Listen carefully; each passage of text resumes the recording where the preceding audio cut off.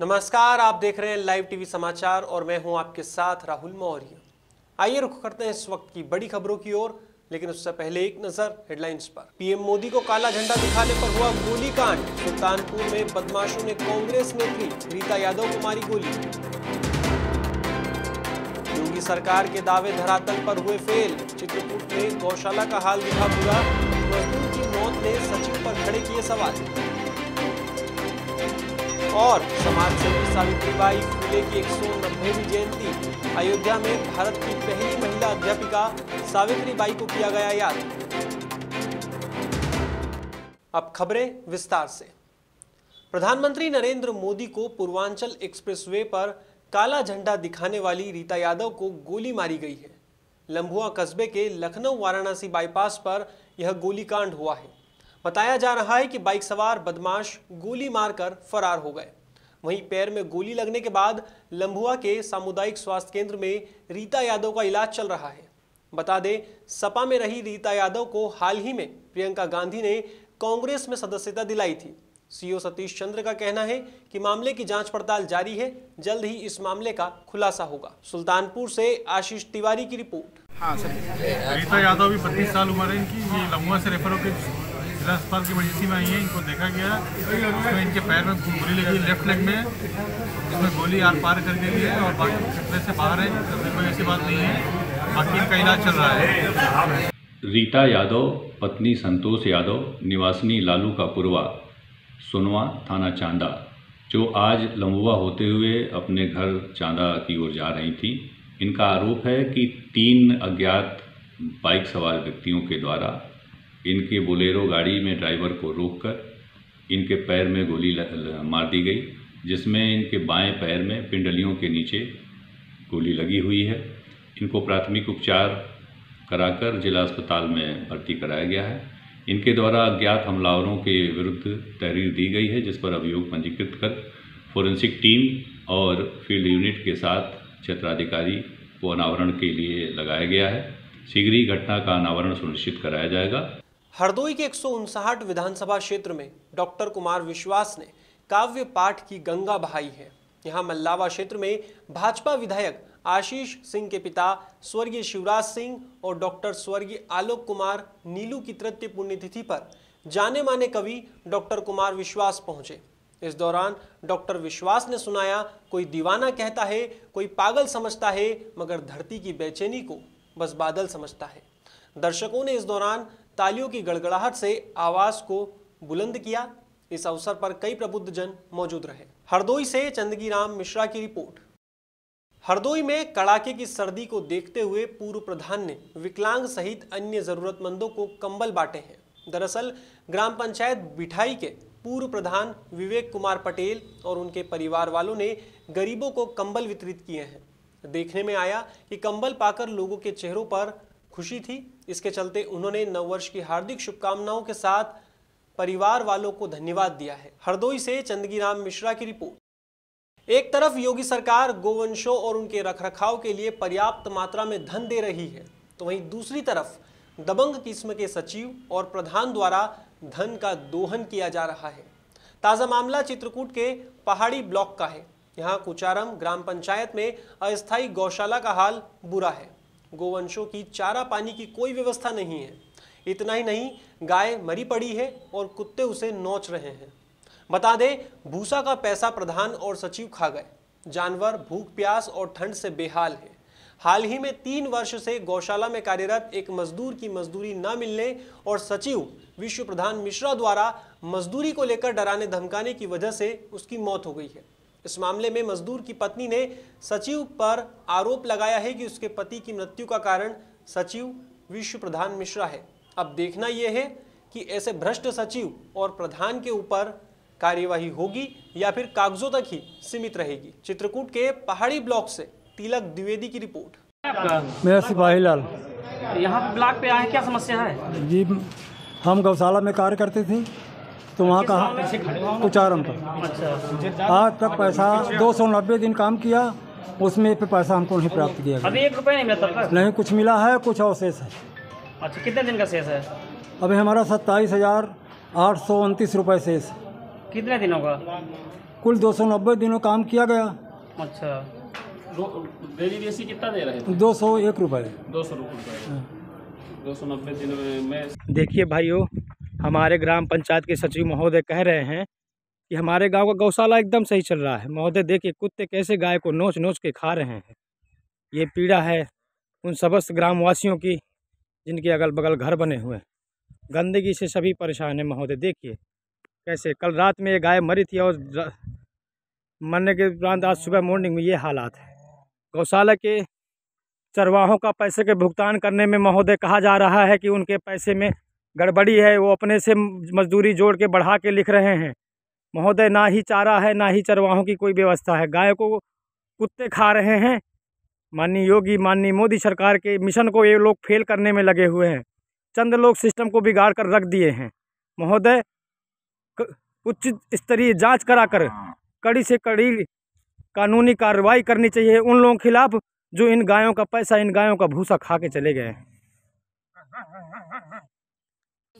आज तक कुछ सरकारी लाभ नहीं पाया। कुछ तो मिलते नहीं, मजदूरी ऊपर से गई है। गुलाब कुआमा कर आए, काम करत रहे, पिछला नहीं मिला कुछ। अब जैसे ही करावो थी तैसे मतलब देती थोड़ी थोड़ी लड़कन का। अब उन्हें कुछ न पिछला वाला कुछ नहीं हिसाब किताब है। पैसा भी कहते निकल गया हुआ से, यह बताए कि पैसा निकल गया, सच कैसे यहाँ से निकल गया हम क्या जाने। गुलाब कहते हमसे मतलब नहीं है, हम क्या जाने तुम्हारा मिले चाहे न मिले। धमकी दिखा के चले गए तो का किन जाए, हम मार थोड़ी पहुँच से कैले। अब मार कुटाई थोड़ी किन जाए, गरीब मराई अपन का किन जाए। छोड़ छोड़ के लड़का है करिए कहिए आप 50 जाऊँ करिए। जहाँ तक मैं रहा तहाँ तक मैं दवाई कराऊँ, पर दवाई वाई तो कराइन। बिटियन से पैसा काढ़ीन, बिटिया दीनी, बिटिया घर दुआर है, लड़कन के शादी नहीं बे, लड़का छोड़ रहे हैं। अब जब ये 16 साल के लड़का है, 16 माँ है, तो अब यही आप करता थी यंगा से मंजूरी काट कूड़ के दवाई करावत रहे, कान वान पिरावत रहे। जब तो थारा मर्जी नहीं रहे, इतना ज़्यादा नीक सूखा रहे, ठंडी वंडी आ हो गए। कब से मजदूरी कर रहे थे? अब ये प्रधान गुलाब के 5 साल हो गए, गुलाब के वहाँ से करत प्रधानी से। मजदूरी आपको मिली कब से नहीं है? बीच दिया जाता है, बीच कुछ दिनों चाना दिनों में पता नहीं आ पे हमारा कब बहुत पैसा भरा है, दिन नहीं आएंगे। सचिव साहब से कहा आपने? सचिव साहब से कहा तो कहीं कि तुम्हारी मंजूरी निकल चुकी है, यहाँ कुछ न मिलेगा। अब कईयो बार गए ना तो कईयो तो ना ही कर दी, तो अब का किन जा काम। तो पंचायत में तो वाला कहे कि पैसा नहीं आता है, ऊपर से प्रधान कहे पैसा नहीं आता, तो हम क्या दें। बस हो गए। रजिस्टर घर में बनावत रहे कि इतने आदमी मंजूरी कर रहे, तुम रजिस्टरों लेके गायब कर दिया अपने घर से। यह नव वाला प्रधान मांगिस तो इन्हें रजिस्टरों नहीं दिखाई नहीं आए, न दिन कहीं हमें लगे है ही नहीं आए, तो अब कहा खींच जाए। नए वालों से आपने कहा तो क्या कहा उन्होंने? उन्होंने कहा कि ठीक है, अब मैं क्या कहूँ, जो मुँह से हो सके तो देहूँ, न हो सकी न देहूँ, अब मैं क्या कहूँ। मैं उनकी तो खैर सही है बात। मैं अपने बुआ में तो देवे करी हूँ। वो अपने कार्यकाल की दे रहे हैं। हाँ। और पुराने कार्यकाल की कोई कर्मचारी इस बात को नहीं मानने के लिए तैयार है कि इन्होंने काम किया, क्योंकि जिनके पास जो रजिस्टर भी आज जिनके पास नहीं है। और हकीकत ये है गौशाला की कि इनका कोई मजदूरी दैनिक रजिस्टर बना ही नहीं है कि लोग उसमें अपनी दर्ज कर सके। ऐसा कुछ प्रावधान ही नहीं है, तो इनसे काम करा करके बाद में फिर इग्नोर कर दिया जाता है। इस ग्राम पंचायत की यही दशा है। चढ़ा धरत जात रहे कि इतने दिन की मंजूरी नहीं मिली तो रजिस्टर ले ही ना, फिर रजिस्टर को का गायब कई दिन न दिखाए, तो अब कौन सबूत है। नहीं घर में तो रजिस्टर बनावत रहे हैं, तो वह को मंगा ली। सचिव साहब, आपको आपके जो सिपाही लाल जी थे उनके खत्म होने के बाद आपको मिले, आए, आपसे कुछ सांत्वना प्रकट की, पैसे के लिए कहा कि मैं दे दूंगा? नहीं, कुछ बात नहीं आए दरवाजे, एक बार भी नहीं आए? नहीं, दरवाजे नहीं आए, न कुछ कहीं नहीं आए कि मतलब कुछ मिली तुम्हार की न मिली, हम कुछ सहारा करबे कि न करबे, मतलब दरवाजे नहीं आए, कुछ नहीं कहा। आपको कोई पैसा देने आया था ब्लॉक से? ब्लॉक से पैसा दे हमको नहीं आया। हाँ, ब्लॉक से एपीओ साहब और एडीओ कोऑपरेटिव साहब ये आए थे, 5,000 रुपए सहयोग करके गए हैं अंत्येष्टि के दिन। जी, अंत्येष्टि करनी थी उसके एक दिन पहले। जितना खटिया धारी रही है का मोहि राजा होश नहीं रहा। 5,000 नए प्रधान जी ने सहयोग किया है। जी जी जी। अंत्येष्टि के लिए जी। 5,000 रुपए ब्लॉक से सहयोग किया गया है। नहीं, नए प्रधान जी ने तो अपनी मानवता के हिसाब से दे दिया, पर ये जो ब्लॉक वाले दे गए, इनका क्या सिस्टम था? ये लोग किस बजट, किस पर्पज से, किस मत से दे गए, क्यों दे गए? कुछ पता नहीं, हमने सूचना दिया वहाँ गौशाला श्रमिक काम करते हुए ऐसी स्थिति में उनकी मृत्यु हुई है। अचानक उनकी मृत्यु हुई है, आकस्मिक मृत्यु हुई है। जी। महोदय इस पे कुछ उनको मुआवजा दिया जाए, गरीब लोग हैं, पर मुआवजे की कोई चर्चा न करते हुए कोई पदाधिकारी यहाँ नहीं उपस्थित हुआ। जब हम लोगों ने आप लोगों के माध्यम से या और लोगों के माध्यम से जब सूचना ब्लॉक प्रमुख के माध्यम से या बीडीओ साहब को भी अवगत कराया जी, तब उन लोगों ने क्या व्यवस्था किया, हमको कुछ मालूम नहीं, लेकिन 5,000 रुपए यहाँ भिजवाए।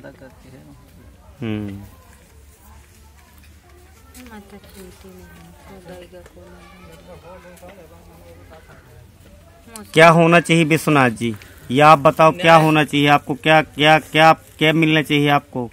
किस तरह आपके साथ न्याय होना चाहिए? इनकी मजदूरी मिलनी चाहिए, इनके साथ जो अन्याय हुआ है उसके न्याय होना चाहिए। और लोकतांत्रिक प्रणाली में पब्लिक को अगर न्याय नहीं मिलेगा तो ये ब्यूरोक्रेसी के लोग ऐसे ही उद्दंड मचाते रहेंगे, सरकारी धन का बंदरबाट करते रहेंगे। जैसे कि हमारे गांव में 17 जून को 83,000 रुपये निकाल लिया गया है। ग्राम पंचायत के समस्त लोग इस बात की गवाही दे रहे हैं कि इस ग्राम पंचायत में 17 जून को कुछ भी कार्य गौशाला में ना कोई भूसा खरीदा गया, ना कुछ पता नहीं कहाँ का बिल लगाया इन लोगों ने, कहाँ का क्या किया है। महोदय सब पटांगी की हरकतें कर रहे हैं और यही चाह रहे हैं हम लोग की हरकतें ना करें। ये ब्यूरोक्रेसी के लोग जितने भी हैं ये सब ऐसे ही मचाए हैं। नहीं, पैसा तो कहा थी कि बैंक से निकल चुका है, कहीं नहीं कि निकल चुका है। पैसा वैसा तुम्हारा न मिले, मजदूरी न मिले। कितने साल की मजदूरी बकाया है, कुछ बता सकती हैं आप? हमारे रजिस्टर में लिखा रहा, रजिस्टर कागज रखे हैं सब। उसी बाबा जी पैरवी करते थे उस समय, ब्लॉक में भी कई बार गए हैं, उनके वीडियोज भी हैं। ब्लॉक में मांगते थे उनके, उन्हीं के लिखे हुए, उन्हीं के एप्लीकेशन, उनकी जबानी भी हमारे पास है। रजिस्टर बनाए रहा तो लाई गई हूँ, तो अब नहीं दी तो अब मैं दे रहा हूँ उसको ना। कितने बहन जी, कितने बच्चे हैं आपके? उनका एप्लीकेशन सब कुछ है। बच्चे बता, कितने बच्चे हैं बहन जी आपके? 3 लड़के लड़के? 3 अनमैरिड है और बच्चियां हैं वो शादीशुदा। लड़की शादीशुदा है सब, तो लड़का है बस, लड़कन के शादीशुदा कुछ नहीं है। और कोई आय का साधन, कोई स्रोत किसी भी तरीके से? किसी तरह कोई आय का स्रोत नहीं है। इसीलिए तो महोदय कहा जा रहा है सरकार से कि निवेदन किया जा रहा है कि कुछ तो मुआवजा दिया जाए इन लोगों को। 290 दिन का इनका पड़ा हुआ है, प्राप्त हुए हैं, तो इनको मुआवजा देना चाहिए। सरकार को व्यवस्था करनी चाहिए। वोट के समय में सारे नेता कहते हैं कि हम आपका सारा पोषण करेंगे, हम आपकी व्यवस्थाएं करेंगे, पर हकीकत तो ये है कि इन लोगों की मजदूरी तक नहीं मिल रही है। पता नहीं कौन से कोर्ट में मिलेगी, कहाँ मिलेगी, जब रजिस्टर इनका नहीं है इनके पास, इनकी मजदूरी चढ़ाई नहीं जा रही तो कहाँ से मिलेगा इनको, ये बताइए। जो मर्जी आती है दे देते हैं, नहीं मर्जी आती है नहीं देते हैं। नहीं, बाबा चढ़ावत रहे, दीन जरूर नहीं है, पर बाबा चढ़ावत रहे तो रजिस्टर स्वयं से अपनी ड्यूटी वो बना रहे थे, तो अब रजिस्टर मंगा लिए तो अब हमें लगे कोई सबूत नहीं है। हालांकि उसमें किसी ने दस्तखत नहीं किया था, कहते कि तुमने अपने मन से बनाया है। तुम गायब कर दिन तो अब कहाँ से सबूत है? मध्य प्रदेश के भिंड में अवैध परिवहन पर पुलिस अधीक्षक शैलेंद्र चौहान की बड़ी कार्यवाही देखने को मिली है। यहाँ पूरा मामला फूप थाना अंतर्गत उत्तर प्रदेश बॉर्डर के निकट का है। यहाँ बीएसटी, धर्मकांटा और सिंह होटल पर खड़ी गाड़ियों पर कार्यवाही की गई है। बता दें, रेत गिट्टी से भरी 42 गाड़ियां पकड़ी गई है। इस दौरान कई वाहनों के ड्राइवरों को हिरासत में लिया गया तो कई वाहन चालक गाड़ियां छोड़कर भाग निकले। फिलहाल पुलिस की जांच पड़ताल जारी है। Bureau report. रात में जो है कई बार वहाँ से सूचना आती थी कि ये गाड़ियाँ अवैध रेत का परिवहन कर रही हैं और जिनकी वजह से कई बार यातायात का जो है जाम भी लगता है इटावा पुल पे और पुल भी उससे क्षतिग्रस्त होता है। इटावा पुलिस ने भी इसके संबंध में भिंड पुलिस को पत्राचार लिखा है। इसी के तारतम्य में कल रात में वहाँ पे औचक निरीक्षण किया गया, वहाँ पे देखा गया तो वहाँ जो संबंधित गाड़ियाँ खड़ी थी उसके विषय में थाना प्रभारी को वहाँ पे सूचना दी गई। उनके द्वारा आके मौके पर जो गाड़ियाँ खड़ी थी उनके सभी को वहाँ पे रखा गया और तत्काल जो है माइनिंग इंस्पेक्टर को उसके विषय में सूचना दी गई। ऐसी करीब वहाँ पे कुल 42 गाड़ियाँ थी, जिनमें से 28 जो है वो रेत की गाड़ियाँ थी और 14 जो है वो गिट्टी से भरी हुई गाड़ियाँ थी। और इसके आगे की कार्रवाई जो है वो माइनिंग विभाग अब उसमें कर रहा है। जो उनकी विधिवत जांच है, उनकी रॉयल्टी है और बाकी सब तरह की, वो अब इसमें आगे माइनिंग द्वारा की जा रही है। सर रात्रि को सर आप कितने बजे पहुंचे थे सर? और वहाँ पर कुछ ड्राइवरों को भी सर बंद किया गया है, तो सर उन्हें जेल भेजा जाएगा या कोई कार्रवाई होगी? देखिए, इसमें जो ड्राइवर्स थे तो उनको पहले जो उनकी गाड़ियां हैं उसमें जो भी उनका वो कैरी कर रहे हैं, चाहे वो रेत हो चाहे वो गिट्टी हो, सब सर्वप्रथम तो उसकी जांच की जाएगी माइनिंग के द्वारा।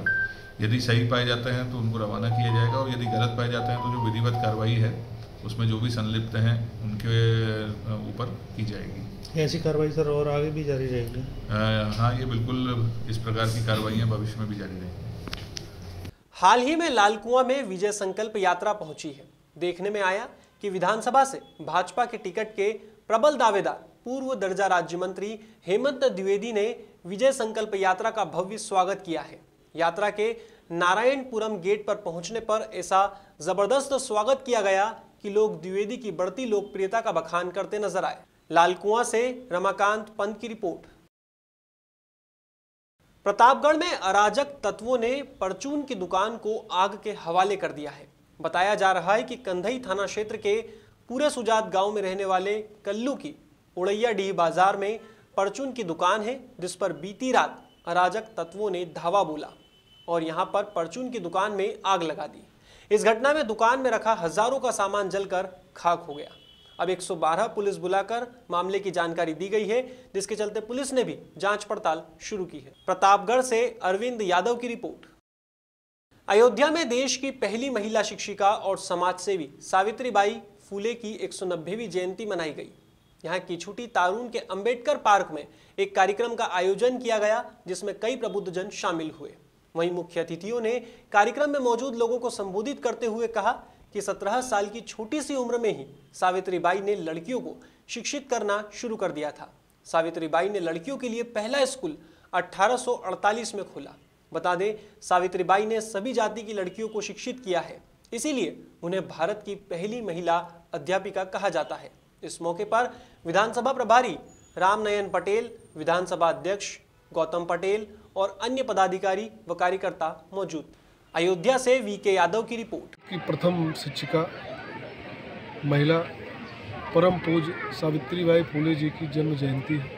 उसके उपलक्ष्य में हम लोग यहाँ पे अपना दल यश के तत्वाधान में हमारे गोसाईगंज विधानसभा जो हमारी यूनिट है उसके द्वारा ये कार्यक्रम जन्म जयंती का मनाया जा रहा है और ये हम लोग कई सालों से लगातार मनाते रहे हैं। बाबा साहब की जो मूर्ति लगी इसको लगवाने में हम लोग योगदान रहा है।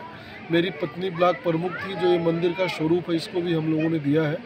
और दलित समाज, शिक्षा का समाज, आदरणीय ज्योतिबा फूले राव साहब, ये सब हमारे पार्टी के महापुरुष हैं। हम लोग दिल से उनको श्रद्धासुमन अर्पित करने के लिए कार्यक्रम कर रहे हैं। सर, जब चुनाव नज़दीक में है सर, अभी पार्टी कोई घोषणा हो नहीं पाई है सर, प्रत्याशी कौन होगा पार्टी का? अब ये तो हमारे प्रभारी लोग हैं जी, आप ही दोनों लोगों के साइन से प्रत्याशी तय होगा। ये सवाल उचित इनसे आप पूछिए, जो भी कुछ होगा। क्या सर गोसाईगंज इस बार भी अपना दल के खाते में रहेगी? सर जी, संभावना ज़्यादा है कि गोसाईगंज अपना दल के खाते में रहेगी। सर, कब तक घोषणा हो सकती है प्रत्याशियों की? प्रक्रिया शुरू हो गई है। माननीय राष्ट्रीय अध्यक्ष जी ने जो है कल ही से आवेदन लेना शुरू कर दिया है और यहाँ से हमारे जो आवेदन जाएंगे उसे प्रमुखता जो है वो प्रमोद सिंह जी के लिए है। आवेदन जाएगा, उस पर हमारी कमेटी विचार करेगी और सब सम्मत से तय किया जाएगा। सर, पार्टी किस मुद्दे पर इस बार चुनाव लड़ेगी? कोई मुद्दा है? इस बार विकास के मुद्दे पर चुनाव लड़ेगी जी। और इस चैनल के माध्यम से आप कुछ कहना चाहेंगे? जी, क्या कहना चाहेंगे? और अब हम लोग जो है ये जो दलित पिछड़े हैं, अल्पसंख्यक हैं जी, इनकी लड़ाई लड़ते हैं। हमारी बहन अनुप्रिया पटेल जी इनके जो है इनके अंतिम व्यक्ति तक जो है वो अपना पहुंचाने के लिए जी प्रतिबद्ध हैं जी। Thank you sir. Thank you. Unnao की सफीपुर तहसील में संपूर्ण समाधान तहसील दिवस मनाया गया। बता दें, संपूर्ण समाधान तहसील दिवस प्रभावी, गुणवत्तापूर्ण और समयबद्ध निस्तारण के लिए हर माह के प्रथम और तृतीय शनिवार को किया जाता है। उप जिलाधिकारी और तहसीलदार की अध्यक्षता में संपन्न हुए संपूर्ण समाधान तहसील दिवस में 45 शिकायती पत्र आए, जिसमें से 4 शिकायती पत्रों का मौके पर ही समाधान किया गया। वहीं 41 शिकायती पत्रों में अधिकारियों को तत्काल दिशा निर्देश दिए गए हैं। उप जिलाधिकारी और तेज तर्रार तहसीलदार जितेंद्र कुमार ने फरियादियों की समस्याओं को गंभीरता से सुना और शीघ्र ही समस्याओं का समाधान करने का आश्वासन दिया। इस मौके पर अन्य अधिकारी भी मौजूद रहे। उन्नाव के सफीपुर से राजेंद्र कुमार की रिपोर्ट। फिलहाल खबरों में बस इतना ही। देश और दुनिया की तमाम खबरों के लिए देखते रहिए लाइव टीवी समाचार। नमस्कार।